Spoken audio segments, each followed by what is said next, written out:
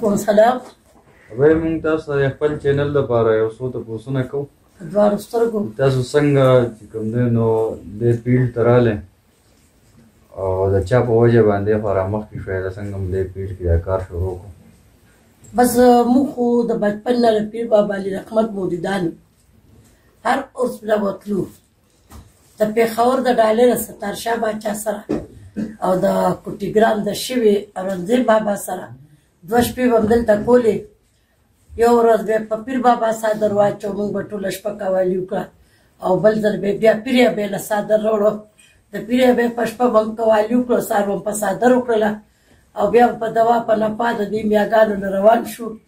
او زه خواجه غریب نواز بالکې یم، نو په دې سیدانو پیرانو کې زه ډېره خوشحاله یم او زه دې قوالۍ ته راوتې یم.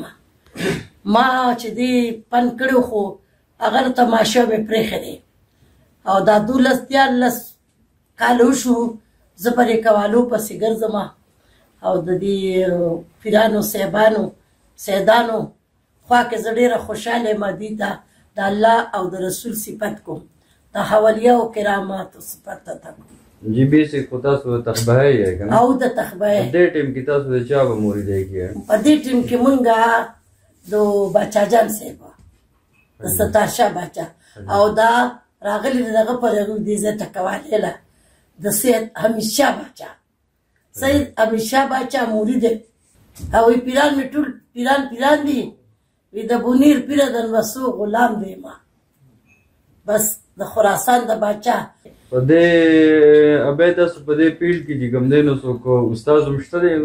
بلکل شته دی، زموږ استاد شته او زمونږ لکه زما د پند استاد خو زما چې دی نو اپا وه کشور سلطان مکو باچا زلین جان، دی به باچا جان کې قوالۍ کولې، زه به ورسره وم.